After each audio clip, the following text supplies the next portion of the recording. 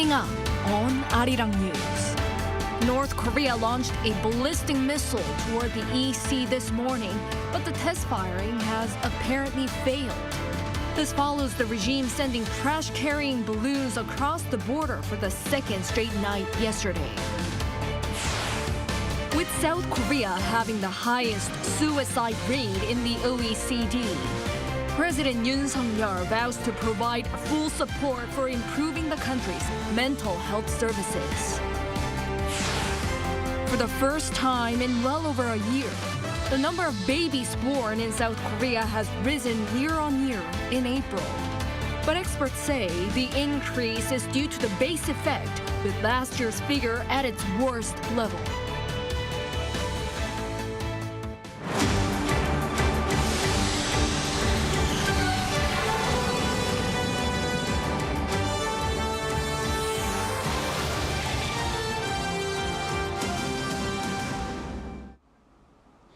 Good evening. It's 9 p.m. here in Seoul.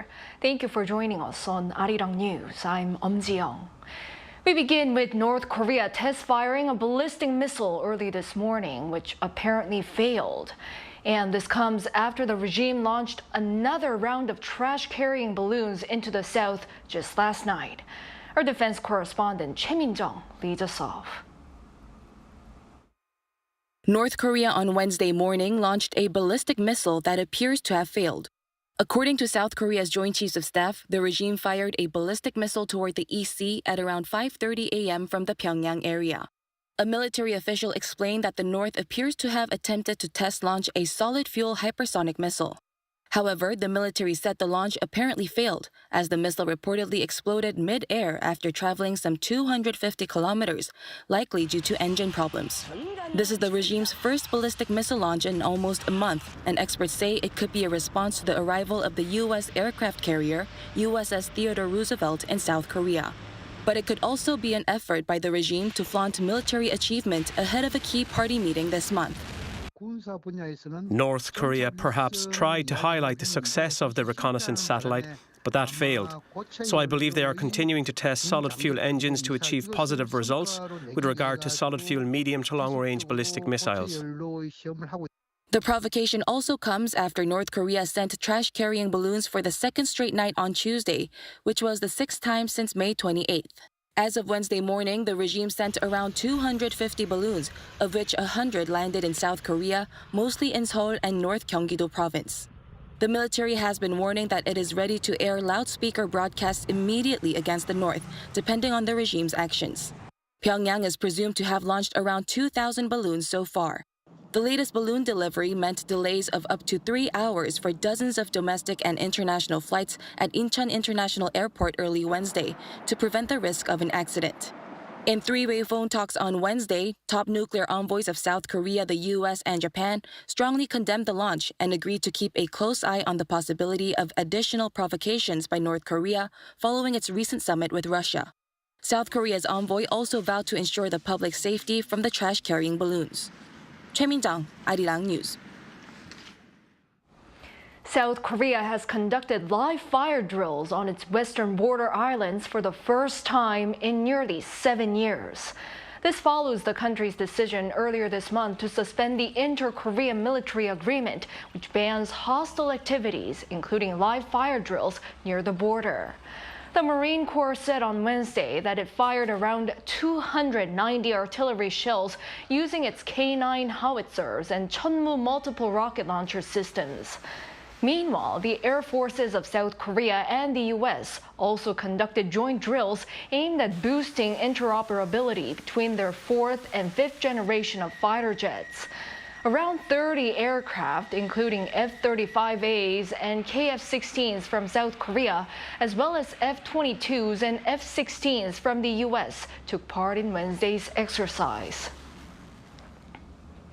Now, shifting gears. The highest number of suicides among OECD members could be just one of the indicators that shows South Koreans are not happy.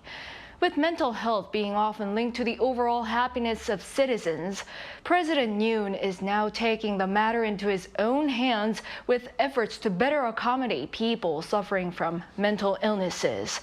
Our Kim Do-yeon reports. A series of policies dedicated to the mental health of citizens was announced on Wednesday after President Yoon became the first South Korean leader to chair a meeting specifically dedicated to the mental well-being of the people. Hosting the first meeting of a committee he created last year, Yoon vowed a complete shift in the government's approach to mental health. 이제 국민의 이 마음을, 정신 건강을 돌보는 문제가 매우 중요한 국정 과제가 됐습니다. 우리가 아무리 세계 10위권 경제 강국, 글로벌 문화 강국으로 도약했다고 해도 국민이 한 사람 한 사람의 국민이 행복하다고 생각하지 않으면 아무 소용이 없는 것입니다. The committee is tasked with focusing on three areas: prevention, treatment, and recovery. Regarding prevention, the government is set to start a project that will provide mental counseling to 1 million people by 2027, while providing free mental health checkups every 2 years for those in their 20s and 30s instead of once every 10 years. To promote rapid treatment, it will expand the current mental health emergency response teams nationwide. For recovery, the government will create rehabilitation centers focused on mental illnesses. The detailed mental health policy plans announced during today's meeting are a roadmap created through surveys of patients and their families and input from medical, psychiatry, counseling, and welfare experts. No other government has ever done this before.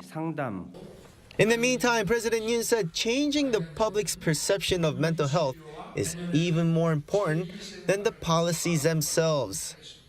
그렇지만 더 중요한 것은 정신 건강을 바라보는 우리 사회의 시선을 바꾸는 것입니다. 정신질환은 일반 질환과 마찬가지로 치료할 수 있고 치료하면 낫는다, 위험하지 않다는 인식이 우리 사회에 뿌리내리도록 해야 됩니다. An official at the presidential office said the committee will have subcommittees, and one of them will consist of marketing and PR experts to create campaigns on breaking down the barriers of public perception toward mental health. Kim Do-yeon, Arirang News. The number of newborns increased in April for the first time in well over a year, but a higher mortality rate in the same month kept the country's population down. Park Gun-woo has South Korea's latest demographic portrait. South Korea's population saw another natural decline in April. Though data from Statistics Korea on Wednesday showed that April's birth figures saw an on-year increase for the first time since September 2022, the population shrank due to an increase in the number of deaths. The number of births in April exceeded 19,000, which was an on-year increase of 2.8% due to the base effect, while a rise in the number of marriages from August 2022 until the first half of last year may have also been a factor. There were over 28,600 deaths the same month, up 4% compared to the year before, leading to a natural population decline of nearly 10,000. A Statistics Korea official pointed to the number of marriages in April as another area of focus. The figure soared by 24.6% compared to the year before, with just over 18,000 marriages registered in April. That's the highest increase for any April since related data was first compiled in 1981. The official said an extra workday in April for marriages to be registered compared to last year, an increase in marriage support subsidies, as well as the base effect helped boost figures. Divorce figures were also up by around 6% on year, exceeding 7,700. Park Gun-woo, Arirang News. Starting tomorrow, medical professors at Severance Hospital, one of the 5 major hospitals in South Korea, have decided to go on an indefinite strike as doctors continue to protest against the government's reform of the medical school quota. Announcing this on Wednesday, the hospital's emergency committee said professors will have the option to choose whether or not to join the walkout. But it added that treatment in essential areas such as the emergency room, the intensive care unit, and child delivery room will not be affected by the strike. Professors at Asan Medical Center have also said they plan on joining the walkout starting next Thursday. But medical professors at other major hospitals such as Seoul National University, Catholic University, and Samsung Medical Center have said that they won't stage a walkout for now to minimize medical disruption. People are paying their condolences to the victims of the recent fire at a local battery factory. Meanwhile, the police are investigating factory officials over the deadly blaze. Yoon has the latest. A memorial altar has been set up for the 23 victims of Monday's lithium battery factory fire. Relatives of the victims and members of the public have been paying their respects at the temporary memorial at Hwaseong City Hall in Gyeonggi-do Province. While most of the victims are foreign workers, only the identities of 3 Korean nationals have been confirmed.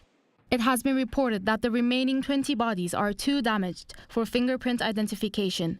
The National Forensic Service is currently conducting autopsies to confirm the identities of the remaining victims. 8 people were also injured in the fire, which started when batteries in the factory exploded. Meanwhile, the police and the Ministry of Employment and Labor initiated on Wednesday the seizure in search of the Aricell factory and other facilities. They aim to thoroughly investigate the cause of the fire and the factors contributing to the significant loss of life. The South Korean government has ordered the Aricell lithium battery factory to stop all operations as of Wednesday morning and has charged 3 Aricell factory officials with violations of industrial laws. The police are also investigating 5 factory officials, including CEO Park Sung-kwan, on charges of involuntary manslaughter due to occupational negligence. Hwaseong City has established a support center with participation from 12 organizations, including relevant ministries and the Chinese Embassy in Korea. The support provided will include assistance with funerals and medical care for those injured. Yoon, Arirang News.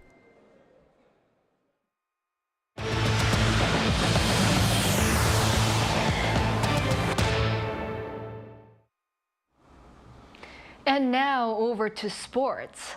With only a month left until the Paris Olympics start, our Choi Soo-hyung visited the training center for Team Korea, where everything is set for the athletes heading to the Games. South Korea's athletes' faces were filled with excitement and anticipation. In the upcoming 2024 Paris Olympics this summer, around 10,500 athletes from 206 countries will compete in 32 sports. Team Korea will comprise slightly over 140 athletes to participate in 21 sports, its smallest delegation since the 50 at the 1976 Montreal Olympics. At the recent 2020 Tokyo Summer Olympics 3 years ago, South Korea won a total of 20 medals, including 6 gold, 4 silver, and 10 bronze, finishing in the top 15 overall rankings. Here at the National Training Center in Jincheon, Chungcheongbuk-do Province, Team Korea is training hard in the final preparations for the Olympics before heading to Paris with the goal of winning 5 gold medals and securing a place in the top 15 overall rankings. In archery, Korea claimed 4 gold medals in Tokyo and expect to get good result in Paris. In Tokyo, there were no spectators due to COVID-19. But the Paris Olympics are expected to be filled with many fans. We are very excited and have been preparing a lot, so we ask for strong support. My goal is to win a gold medal in the men's team event.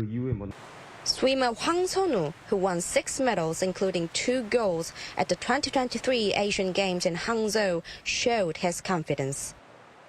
Over the past 3 years, we have honed our skills and gained valuable experience, and we are determined to show the country excellent performances. Weightlifter Park Hae-jung aims for a medal in the discipline for Team Korea for the first time in 16 years since the 2008 Beijing Olympics. Since it's my first Olympics, I feel very nervous, but I'm also eager to go to Paris quickly. Although my goal is not necessarily a gold medal, I am working hard with my coach to ensure I at least make it into the medal podium. Badminton star An Se-young also said that she will deliver her best performance to the nation in Paris. Earlier this year, I was constantly worried and had a tough time due to injuries. However, now that I am focusing on the Olympics, my condition has improved significantly. I can prepare well. I believe I can achieve good results. Meanwhile, following concerns about the extreme heat in Paris at the end of July, the Korean Sport and Olympic Committee has pledged to support the athletes in every way, including providing cooling jackets to ensure they can do their best.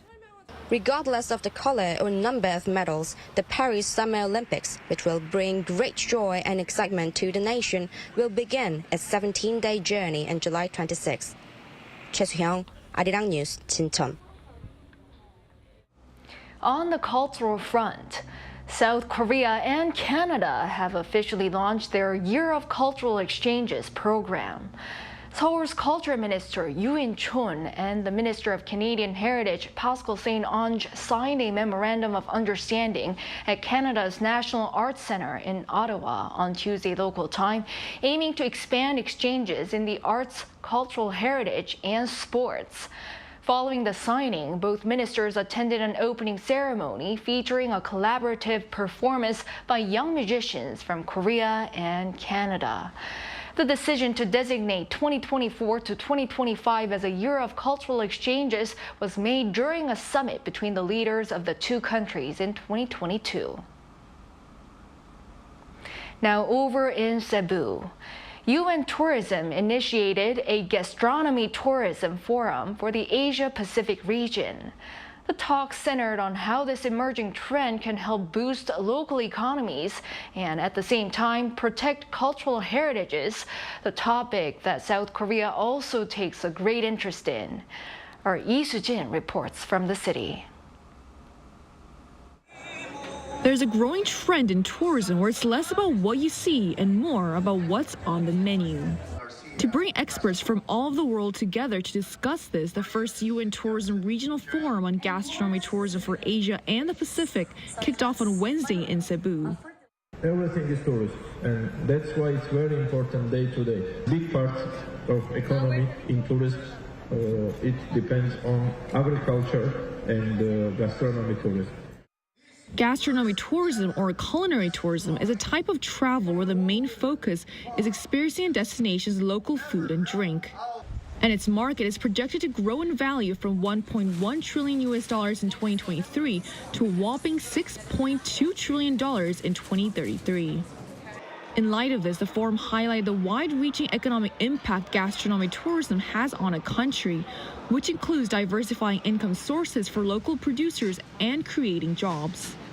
This greater demand for local cuisine is also a way for a country to preserve its cultural heritage. And a large part of this market is expected to be based in the Asia-Pacific region, which is also why Yoon Tourism decided to hold a regional forum here in the Philippines.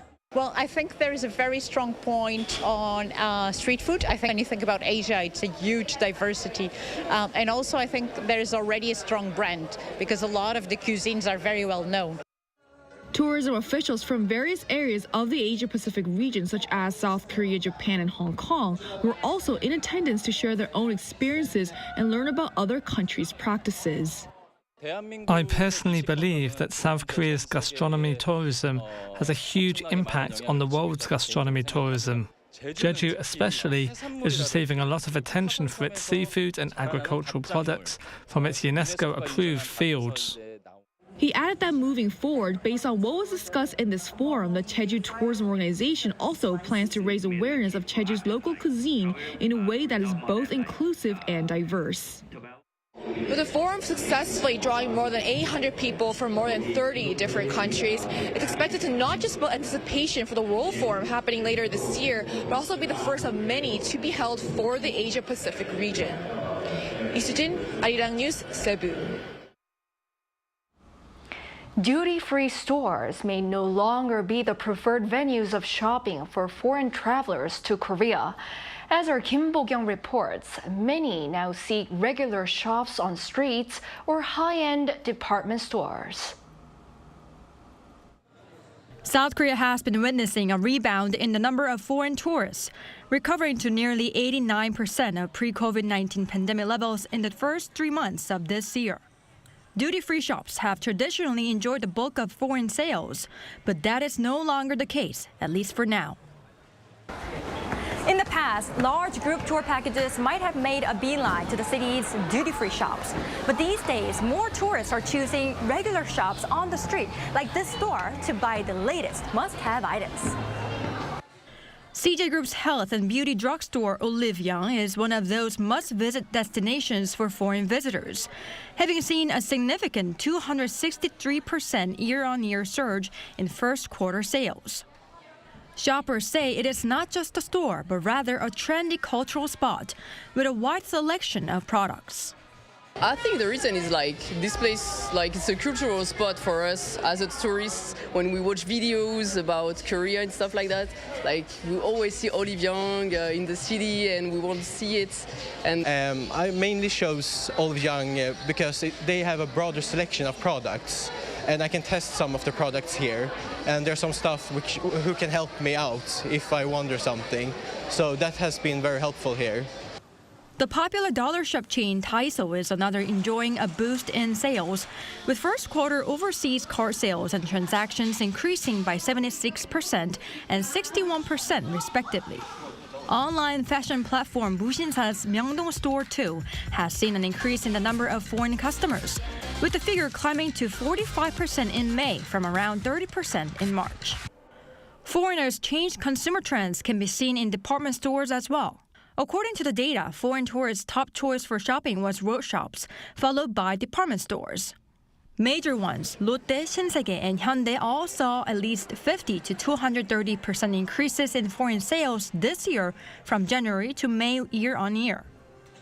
Many tourists who come to Korea now come after seeing places on social media, so they visit ordinary shops a lot.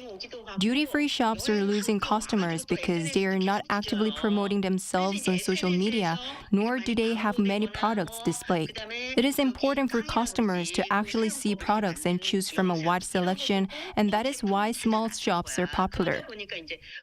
김보경, 아리랑 뉴스.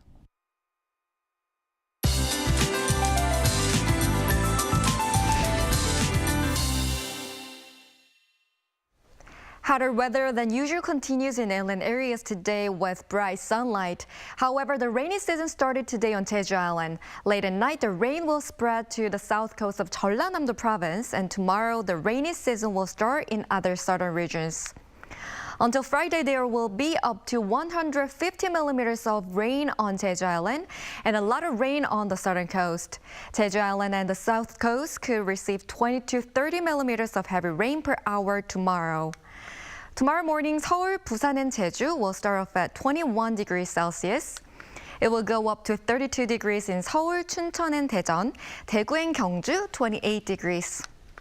After the whole country enters the rainy season over the weekend, the rain is expected to continue long into next week. That's all for Korea. Here are the weather conditions around the world.